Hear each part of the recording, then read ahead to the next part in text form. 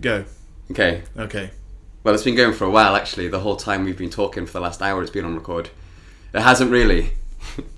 Thank God for that. Yeah. What we talk about off air will stay off air.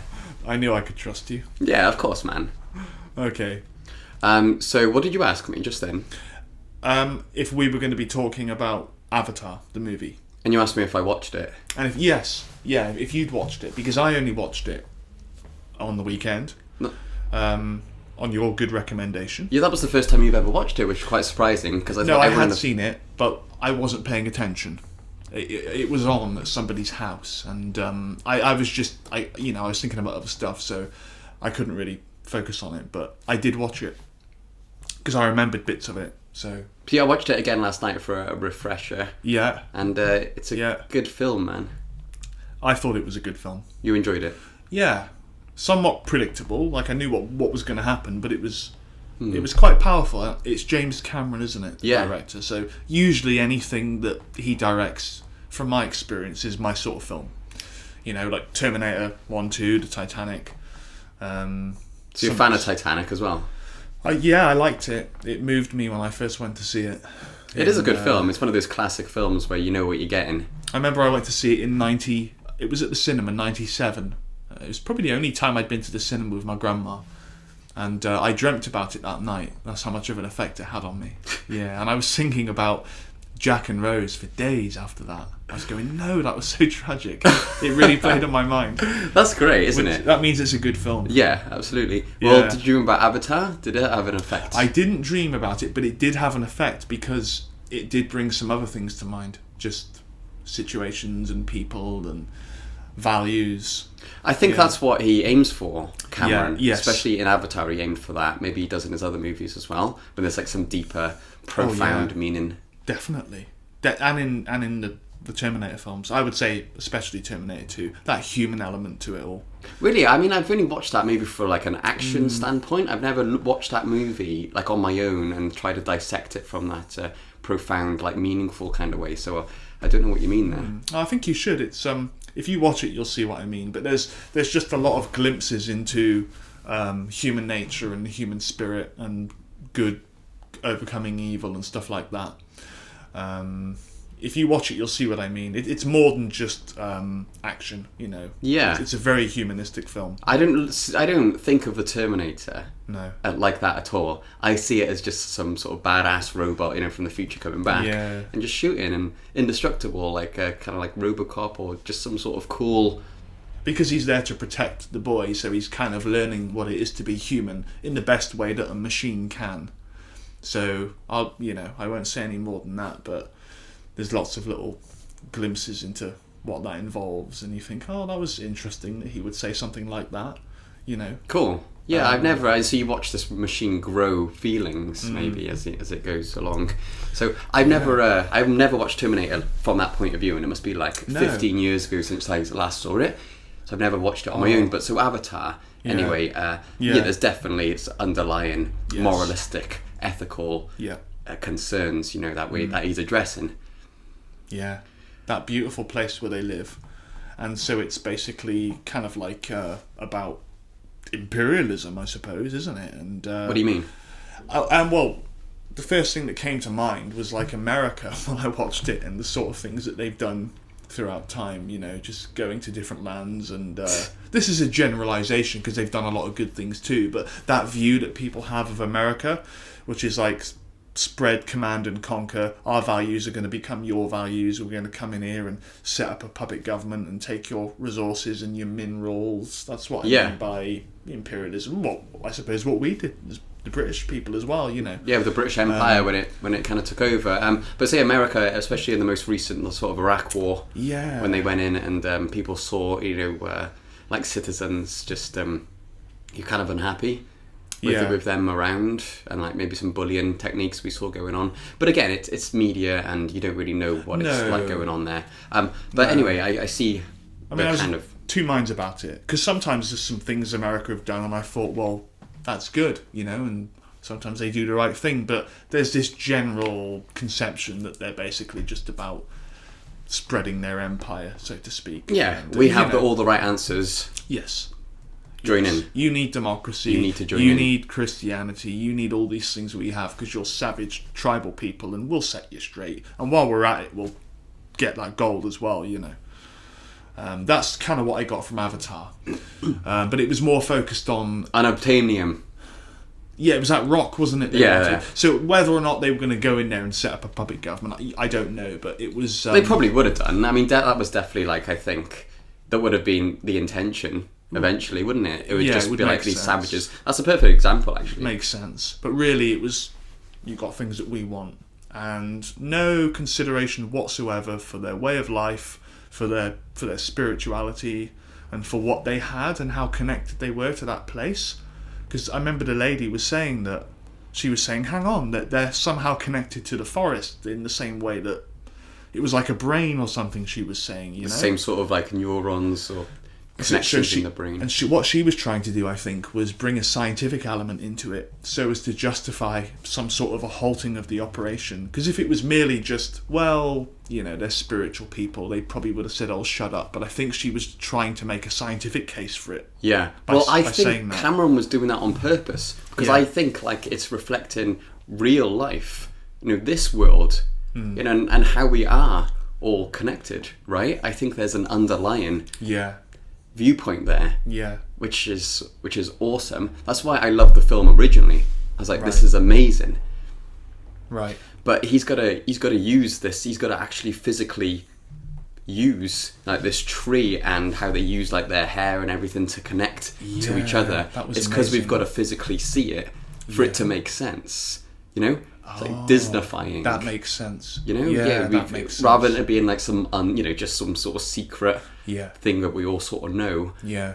I think a lot of people would agree that this planet is like that. This world that we live in. I was thinking this three-dimensional world, including space and time. Yeah. Is like that. No, I don't mean let's say the physical root connection. No. But that's what they use in the movie. But this underlying sense that we're all connected. Yeah, I think that's true, and Avatar's just using that metaphorically. Absolutely. I was going to say it was a metaphor. I didn't know if that was the right way to say it, but when I was watching it, it made me think about horses, because when they connect with that animal, don't they? Yeah. And it's kind of they bond with it. Yeah. And it reminded me of a documentary I'd watched, and it was called Horsepower, with that actor Martin Clunes. Oh, yeah. Really, really worth watching that documentary. Absolutely fantastic. Martin Clunes. That one. But absolutely, I mean, they are so intricate and deep, and spiritual, such a vague term, but you know what I mean. Horses and people and the way they connect. Well, some people don't want to use that word spirituality, spiritualism. No.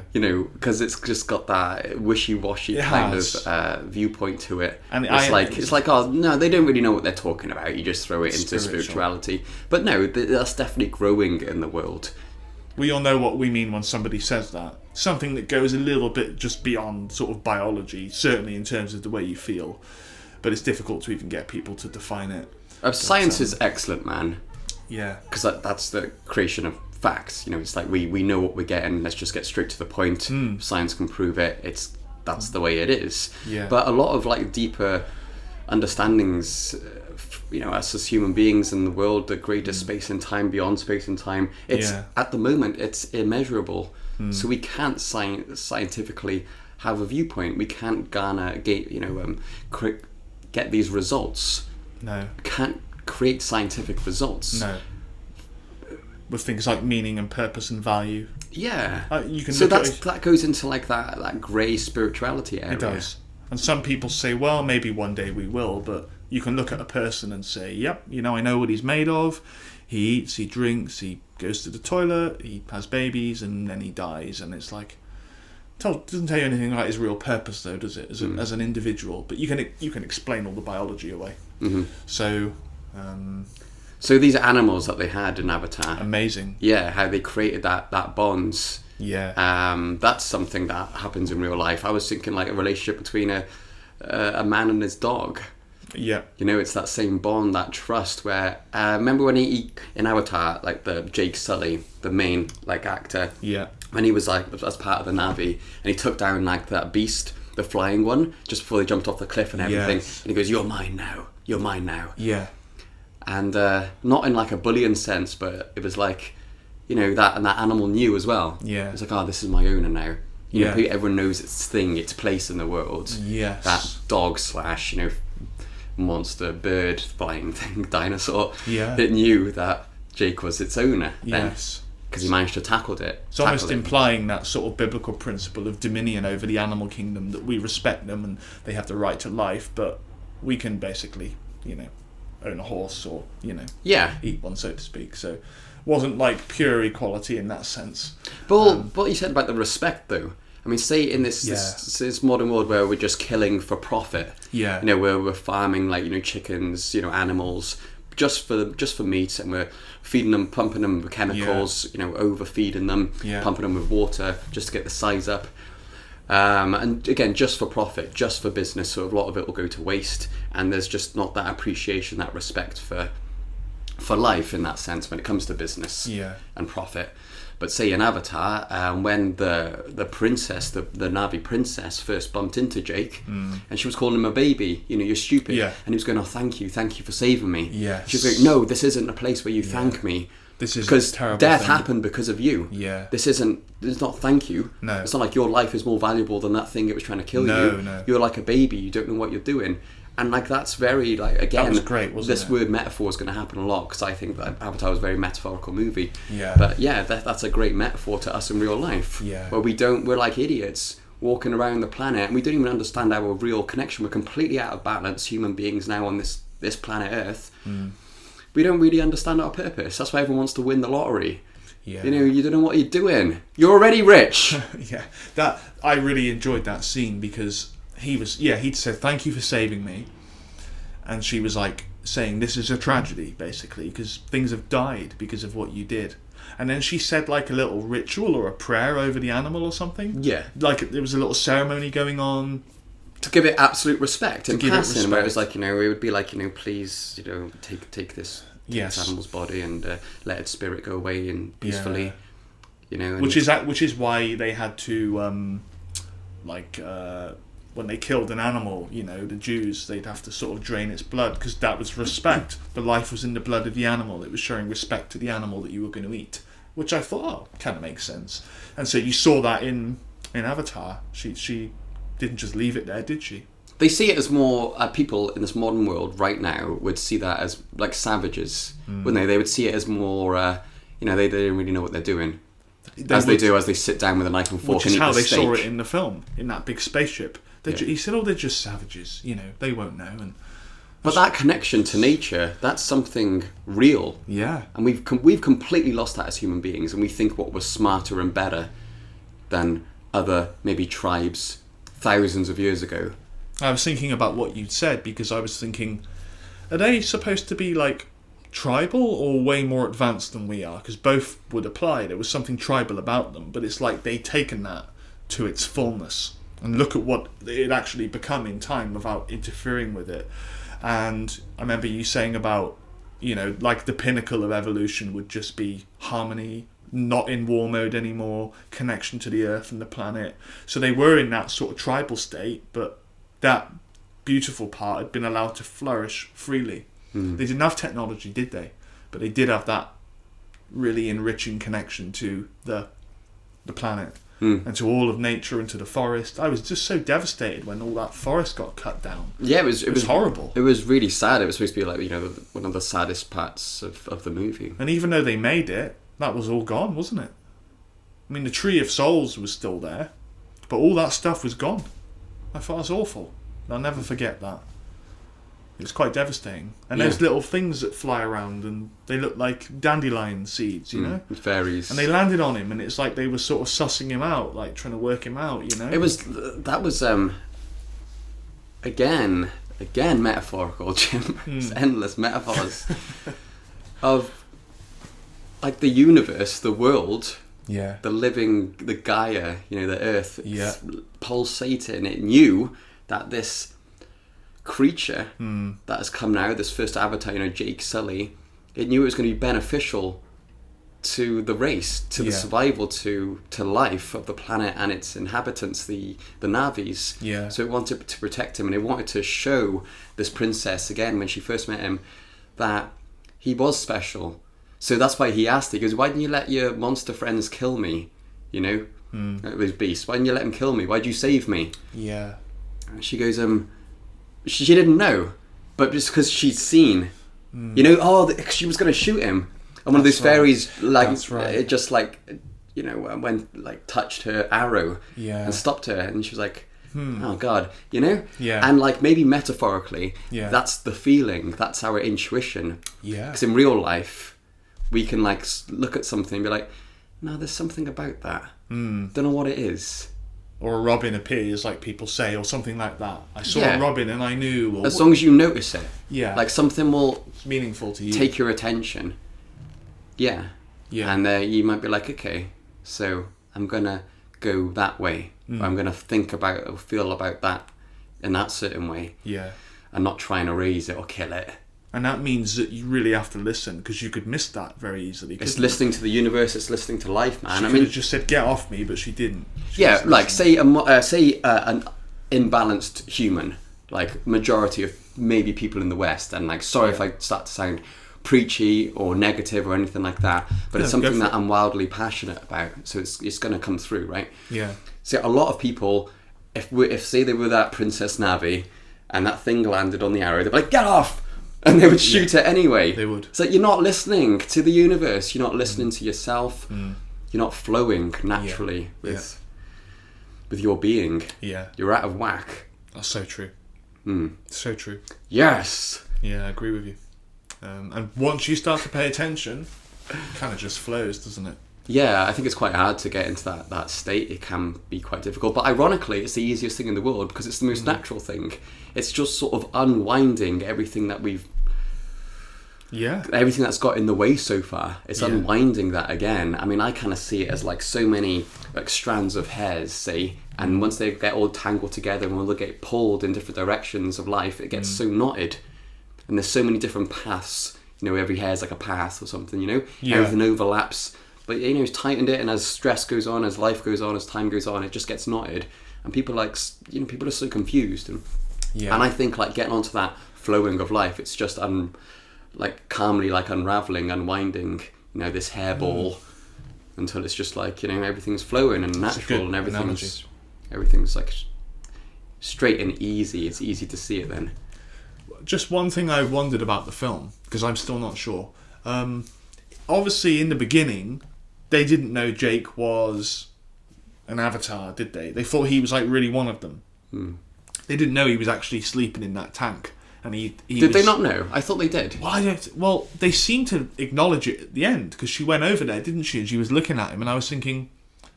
Well, no, they knew that. Oh, they did know that? He was already one of the space people.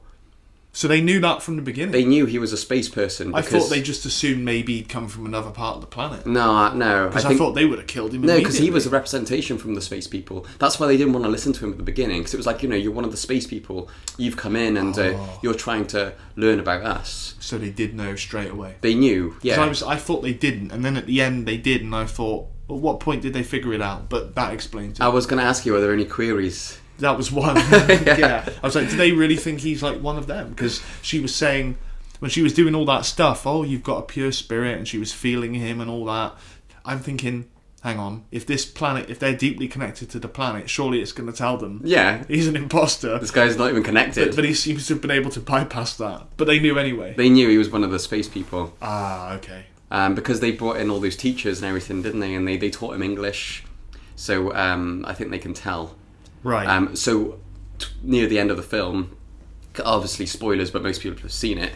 Yeah. Near the end of the film, he does get turned into one of the Na'vis, like 100%. I was so happy that he did, because I thought, how's he going to do this now? Because what he needs to stay in that body is that pod thing is just destroyed. And he can't live there in the human body, but somehow they were able to work it so his consciousness was like transferred into a Navi. That's the best way to say it. That's what the whole film. That's what happens. Is they transfer like the human consciousness to this artificial Na'vi body, Yeah. isn't it? So they can breathe that air and they have these abilities and they fit in to Pandora. Which would be wonderful, I suppose. And they look so much different, don't they, as well? They're so much bigger than human beings when you look at them. That scene where she's looking at his real body, you're thinking, God, look at the size They're difference. massive, aren't they? They must be like 10 foot, 11 foot, 12 foot tall. Yeah. Maybe it's pure oxygen or something like that. I don't know, but so, like we said on the other podcast, we were talking about what aliens would look like, weren't we? And that was why we were talking about how you would evolve just to like the environment, whatever there might be a slightly different gravity force, gravitational pull. And they seem deeply intuitive and just not affected by pollution in any way, don't they? They've got good facial symmetry and beautiful features and nice eyes. Do you know what I mean? It's like they haven't been polluted or toxified in any way. The genome isn't. Well, I think we're a bit we're like that. Like, you know, humans. I think we've lost track a bit. We've got obviously like the film is going to make everything colourful and beautiful. Yeah, of course, because that's, you know, it's visually pleasing. Yeah, you know, and it's a movie. I suppose it's got to happen. They get diseased ones though with birth defects as well, presumably. That's what I was thinking. Well, Cameron's actually created this whole world, hasn't he, about it? So that's why we've got Avatar 2 and 3 and 4 and 5 coming out in like the 2020s, almost every 2 years until the 2030s. Oh. Yeah, I think it's 2021 is Avatar 2, December 2021. Wow. And then December 2023, then 2025, and then 2027 is 2, 3, 4 and 5 coming out. Oh, wow. So they've made these, I think they've written, I think, a third of the way through Avatar 4, or they filmed up to a third of the way through Avatar 4. So it's all post-production now. This is why Cameron, I think, took so long, or he decided to wait, because technology couldn't do what he had visioned. So that's what happened originally with the first Avatar that we've already seen. He started writing Avatar after Titanic, but he waited like 10 years for technology to catch up so it can reflect his vision. Amazing. Of that he had of the film. So he's created this entire universe, really. So they've got their own language, so he understands these intricate details. So he is reflecting it from modern human life and, you know, and nature. Because that's the easiest story to tell, because you've just been like as natural as possible. He's creating this, you know, idealistic, beautiful, colourful world. You know. Wow, and when did the first one come out? Because it's a few years ago now, isn't it? I was thinking 4 or 5 years ago, but I've got a feeling... In 2154. Oh no, that's the projected humans. Yeah, I was going to say it wasn't. We're not that far along yet, are we? No, it was 2009, it's an American. Wow, so it's 10 years ago. Yeah, man. Gosh. Didn't realise. So it doesn't even look 10 years old, does it? That could come out today and it'd be perfectly fine. So they were really at the forefront of technology. So imagine Avatar 2, 3, 4, 5. Incredible. It's going to be mind-blowing. I'm looking forward to those. Yeah. I'm looking forward to those. I'm sure I've missed so many things about it that I would notice if I watched it again, pick up on. Yeah, I think I've watched it so many times. I try to analyse it. You know, when you watch a film differently, like I'll go back and watch Terminator 2 maybe for the first time ever completely differently from that different viewpoint. I've done that with Avatar quite a few times. Okay. So I kind of get everything that Cameron was trying to push towards me. But even watching it last night, there was still some other little things. Something would happen, I'd be like, oh yeah, I was really in doubt about that. You know, like a split second or something. Yeah. Something in the background, I'm going, oh yeah, that's confirmed it now. Yes. After like the 10th viewing. Yeah. God, I like that other box. I like that, because it means there's so much to unpack. Yeah, when you know, like, okay, cool, they really opened their mind to this. And like, I'm a bit, you know, you're a planner, I'm a perfectionist planner. You know, so if I was going to write something like a book, I'd make sure it's bulletproof. Yeah. You know, so that's what Cameron would have done as well. That's what directors and writers do. Yeah. So yeah, when you're trying to suss out some of the person's kind of like vision, like imagination, and you can see it but bulletproof, you just have that different kind of level of respect, you know, for a director. Totally. Yeah. But say, for instance, an Avatar where oh wow, I haven't put it to silent yet. Something about wrestling, some wrestling notification. When he's biting into a fruit like this Na'vi. And the first time Jake Sully becomes and he's stepping out and he's in the hospital and they're like, sit down. Yeah. It's the first time he can walk, right? Yeah. So he's stumbling around, his tail's going. Smashing things. Yeah. And then he gets out and he just starts running. And like, what an uplifting feeling, like watching that. Yeah. You can kind of like, where he's breathing in this new oxygen. It's like being reborn. Yeah. And he can run again for the first time. And then that that doctor throws him like fruit, that purple fruit, and he bites into it, and it's just so juicy. I bet that tasted good. Yeah, it looked like it tasted amazing. But I mean, apples are like that in real life. Yeah. You can get fruit like that. But I don't know, just seeing it in Pandora, this blue thing, and just how it was so colourful and everything. Yeah. Everything that looked so vibrant and beautiful and lush. It made me want to eat fruit after seeing that. Yeah. I thought I could really eat some fruit now. But that viewpoint where it was like, that looks so juicy and everything. Yeah. I mean, we can bring that into real life. It's perception, isn't it? Yeah, it's perception of the world. Like we can live in like an avatar-like world in our heads if we just change the perception of the world that we're living in right now. Which is what you do when you're a kid and you're playing a game, like an imaginary game, aren't you? It feels so real to you. You kind of bring it to life in your own imagination. Even though it is what it is. It's well, like you were saying, you brought Mario to life, man. Yeah. Well, Yoshi was waiting for you outside the door. If you haven't listened to it yet, the last episode about Nintendo, fantastic. Yeah. I basically had it on loop, man. I actually really enjoyed listening to it. Okay, I did listen to it once. Yeah, I did. We're going to bring in some new features to the podcast, Jim. That's the plan. Yeah. That's the plan. I'm going to bring one in now, actually. Okay. Well, let's start like maybe in the next podcast. Be good to analyze like a certain song. So I'll introduce like you to a song, and then you can introduce me to a song on another podcast. Do one at a time. Okay. And just sort of like dissect a bit of music. I think would be good. But that'd be a podcast on its own. But it would. I did want to do this feature called What Happens When. Okay. So I was going to go like, Jim. Yep. What happens when? Yeah. We eventually do leave the solar system and we come across a planet like Pandora. Right. Okay. What happens then, Jim? Right. I would imagine an Avatar type scenario unfolding. And we'll think, yeah, we can set up home there. This looks good. I can imagine it being like America would want to do it first, but China just like they're going to be the biggest superpower. Yes. I've heard. In the next 20 or 30 years, perhaps. So it'll be China versus America, and say we have left the solar system and we're searching for, and we found this, we've detected this new planet. Yeah. It's not going to be let's do this as a world collective, is it? Or is it going to be like, let's get there first, like the moon?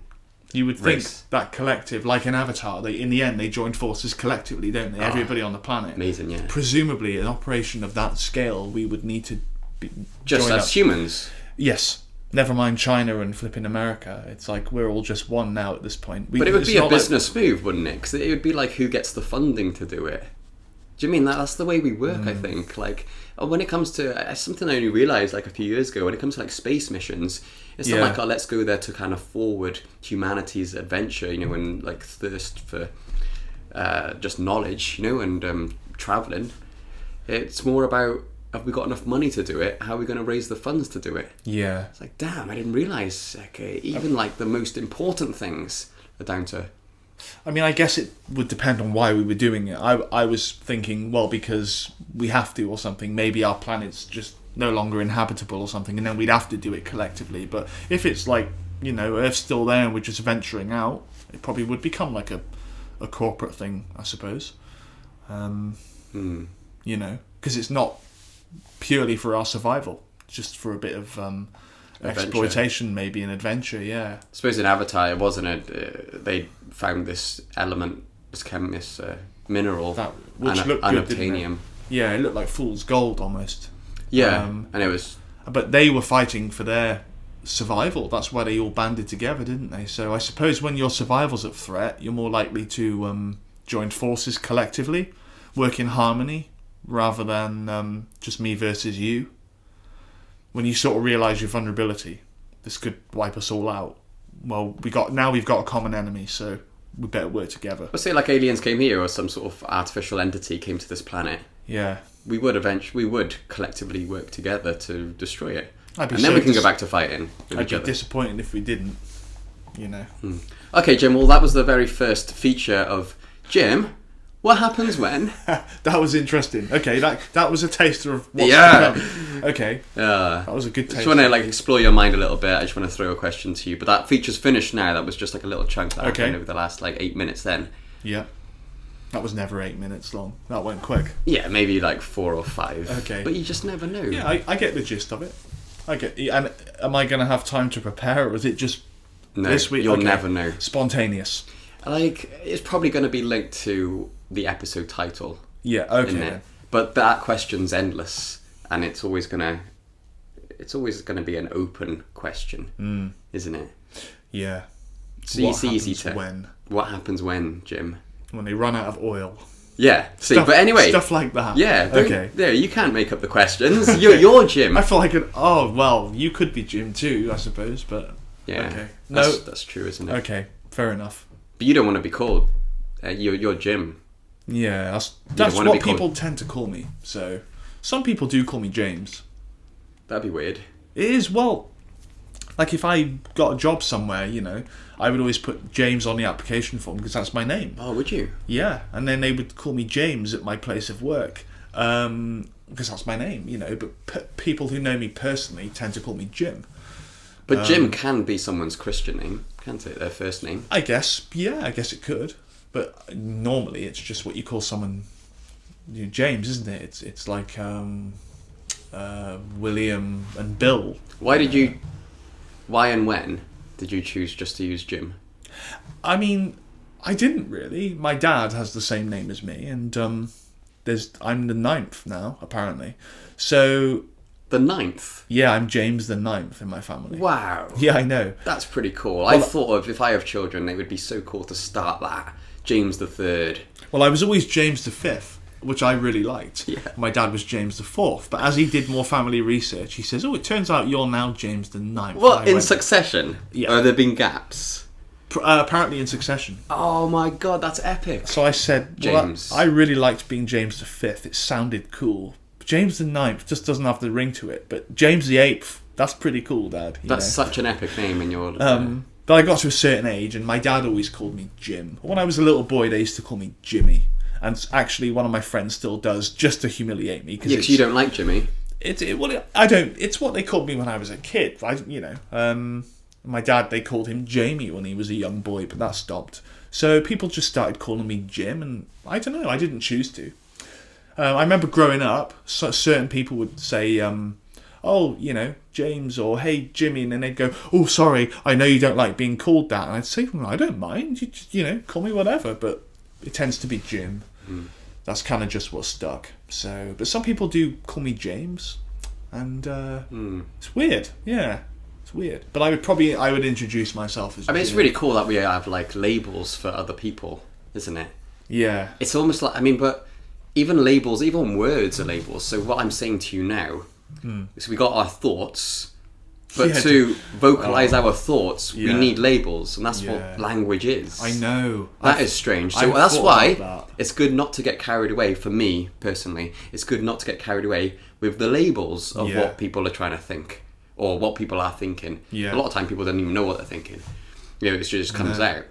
So why would I get carried away or offended by the words? Because it's just labels. I don't really know what's going on in someone's deeper part of their psyche. I thought that, for example, you could have a word for something in German and in French and in English, just like hello.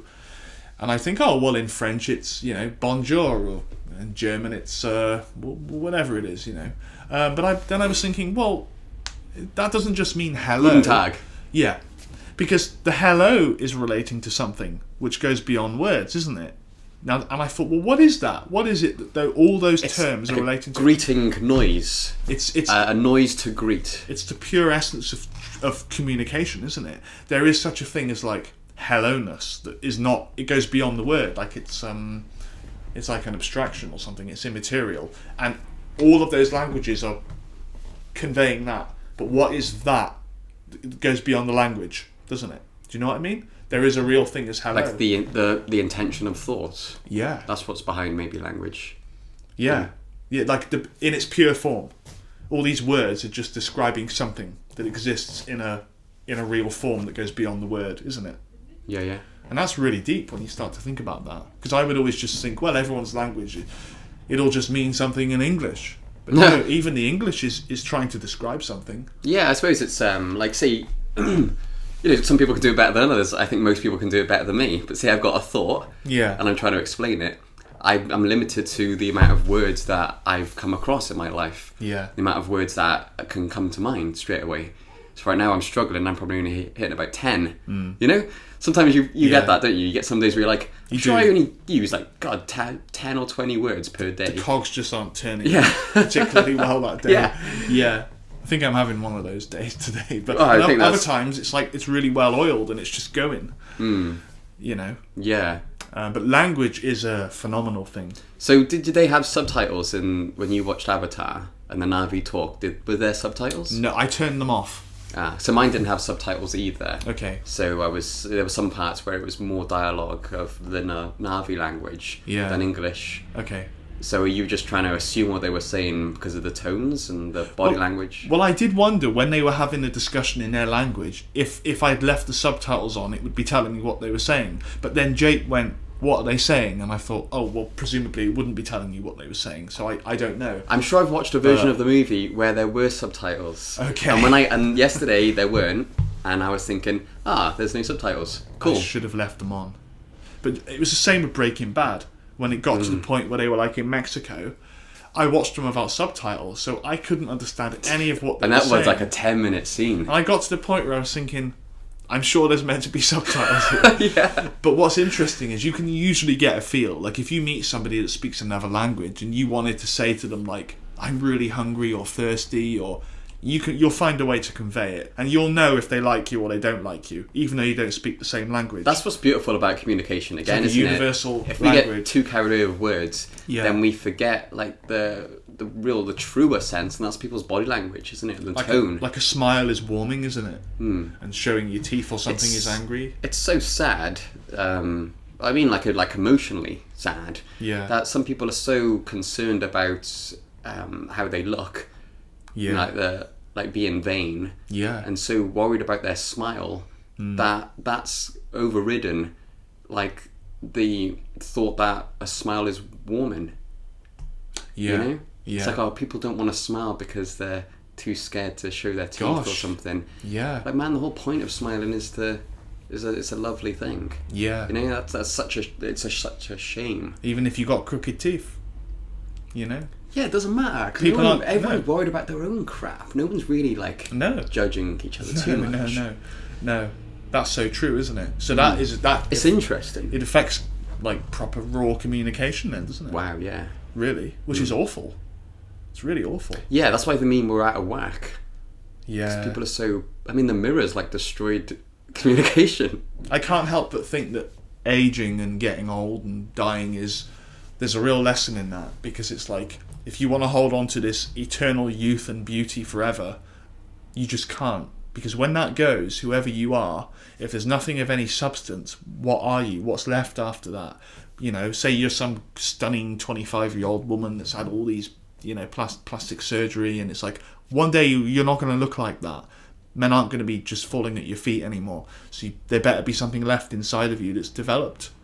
And that's going to happen to absolutely everybody. So you cannot take refuge in the false security of having nice looks, because life will teach you that lesson. So even Darren Brown, one of his stage shows that I haven't watched live, but you can find him on YouTube. And Darren Brown, this British mind, I like him, mind magician, really, this genius stage show, a hypnotist guy. Yeah.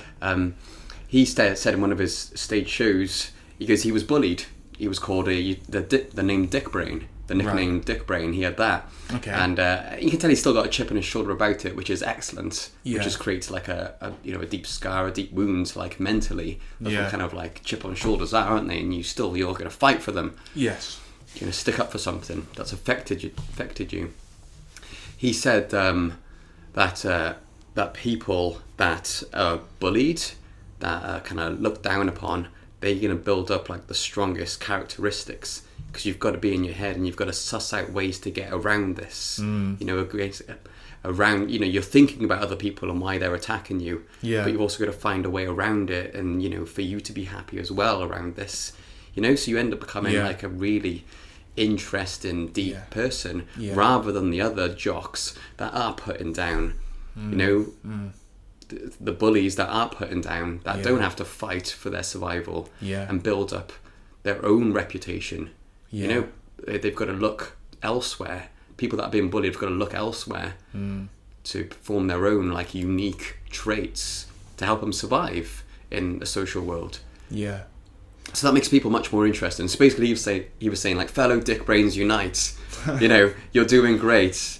Just, you know, if you're your own self and just be yourself, basically, you know, and just believe in yourself. That was kind of like his point, and I thought it was excellent. Yeah. And that goes again beyond as what we look like. I haven't watched him for a while, but really used to like him. But what you say brings to mind something I noticed when I watched that film, V for Vendetta. I know you've seen that film, and I noticed while I watched it, because very often I would be drawn to a character for all sorts of reasons, and one of those reasons, superficially, was the way they looked when I was young.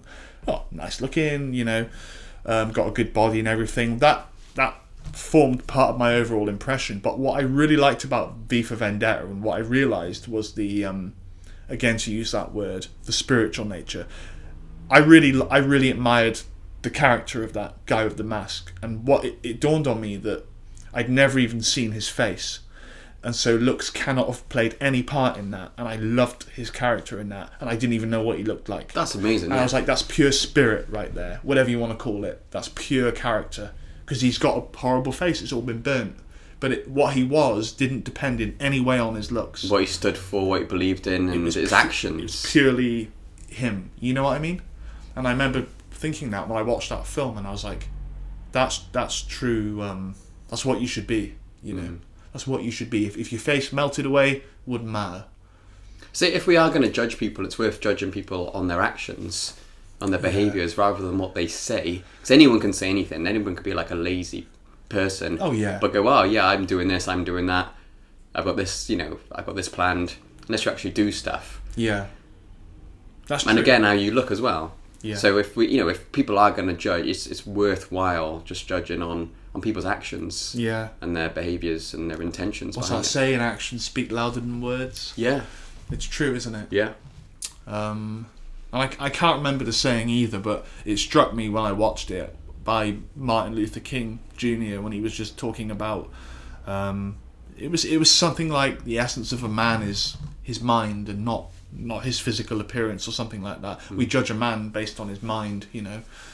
You can look it up, but it was a really good quote, and I was like, yeah, if you die or something and you're still alive, like maybe you just won't even have a body anymore. But I remember thinking that. So you got to let go of this image of just I got to attract her and she's got to attract me and all that. It's all just superficial crap. Yeah. When you're 70 years old, that's gone. Well, we are like deeper than that, and we'll be happier individuals if we break free from that. It's like a hatching process. It's like if you were just born looking like the Elephant Man, you'd be like, oh my god, you know. But if you just became like that in time and you could fully let go of that physical stuff, and then it's like, now I'm free. Now I'm completely free. I don't need that anymore. I'm just mind, you know. You end up becoming a much more like fulfilled person eventually. Just a being. Yeah, a whole being. Yeah. We'll say the Na'vi, they were portrayed as that. And say when it came to the end of one of the Na'vi's life, you know, they were put together, and it was almost like it was like a celebration, you know, or sort of ritualistic. When one of them was dying. Yeah. And you know, and we do that, as humans as well. Yeah. Like when a human dies, of course, we have like a funeral and this and that, and it's time to mourn. Yeah. But I mean, I do see it as like almost like a celebration. You know, that's how I kind of see death. It's like, it's just as important as life. Yeah. Because it's the same thing as life.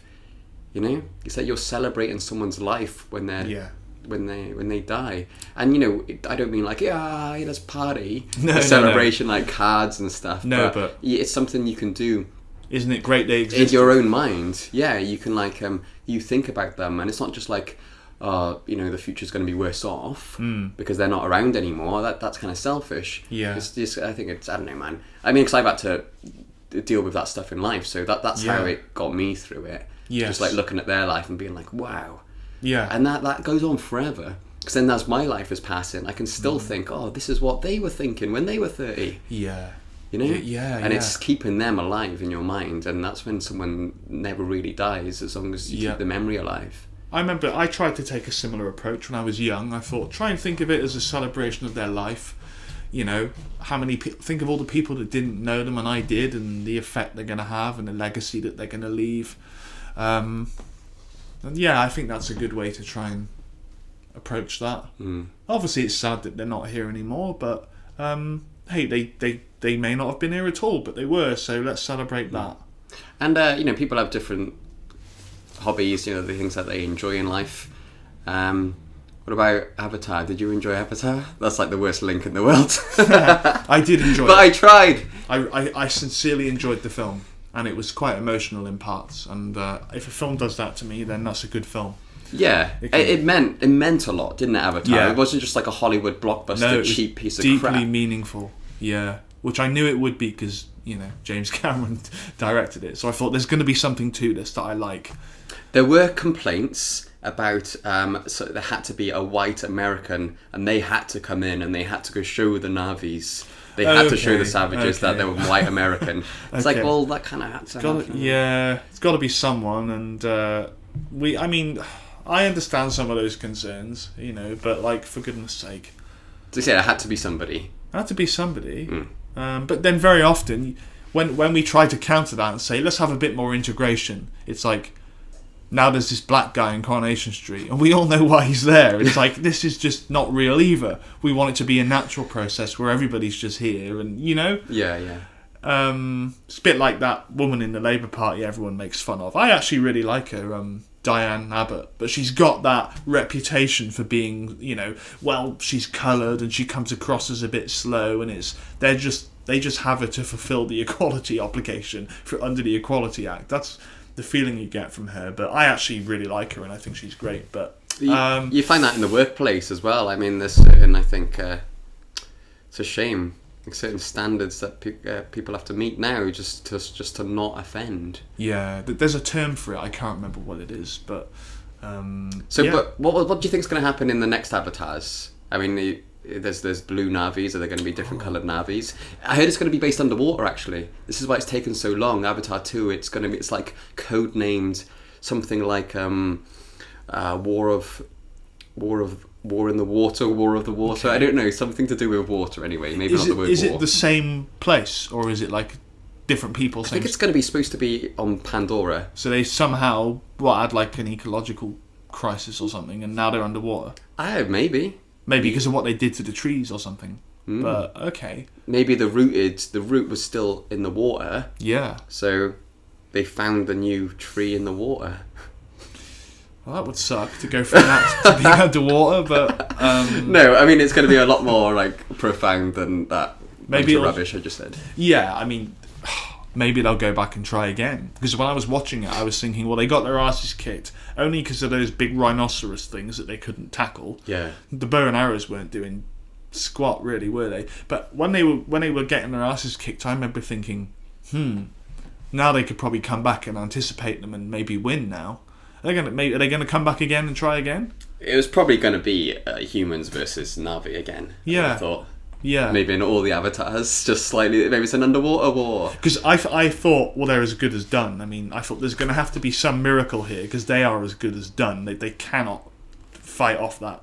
You know. I loved it when the planet the first time I watched that, Jim, it gave me goosebumps, and I was like, "This is amazing!" Yeah. That the animals that were trying to kill the Na'vi, suddenly everything's teaming together. Yeah. Oh my god, this is so amazing. Yeah. That was great. And if it wasn't for that, they'd have won, wouldn't they? They'd have lost. The Na'vi would have lost. I loved that. That horrible army captain bloke in that Transformer type thing. He was a bastard. He was a bastard, but he was a badass character. He played it well. Yeah, he played a good part. But if it was only because they all got together and even the animals helped, and she said in the beginning, "Oh, his armor's too strong. Don't shoot him." Yeah. So I knew they're not going to stop those rhinoceros things, you know.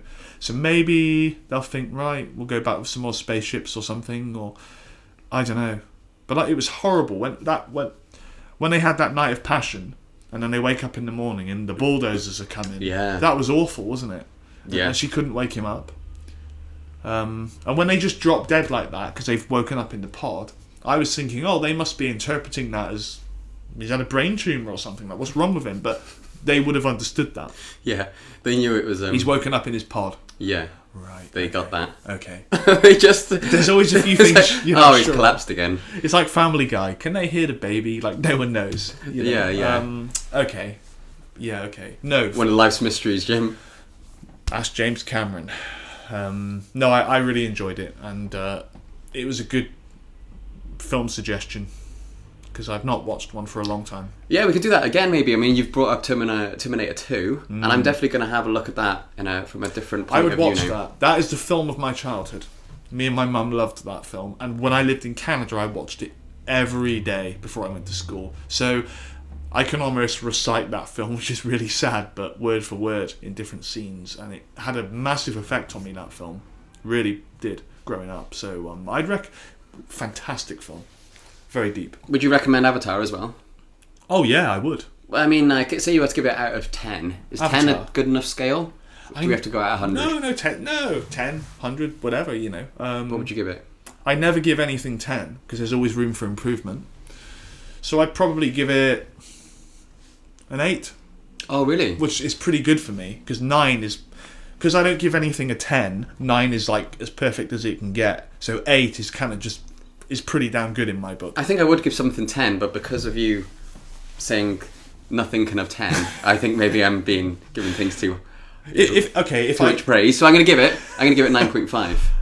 Oh, okay. That's because I'm like passionate and I love like the underlying message of Avatar. Yeah, fair enough. That's why I give it 9.5. It's important. 9.5. I did that once. It come down with me because I didn't want to offend the person, so I gave them 9.5. Nothing deserves 10, but if I didn't think that way, I'd probably give it a 9. Cool, man. You know, so all right. Yeah. Well, we'll leave it as that, Jim. Okay. We'll leave it with that review. We recommend this film. Yeah, officially. And we give it a 9 out of 10. Dolphin recommends Avatar. It does. Breaking news. Okay. Peace, brother. Peace.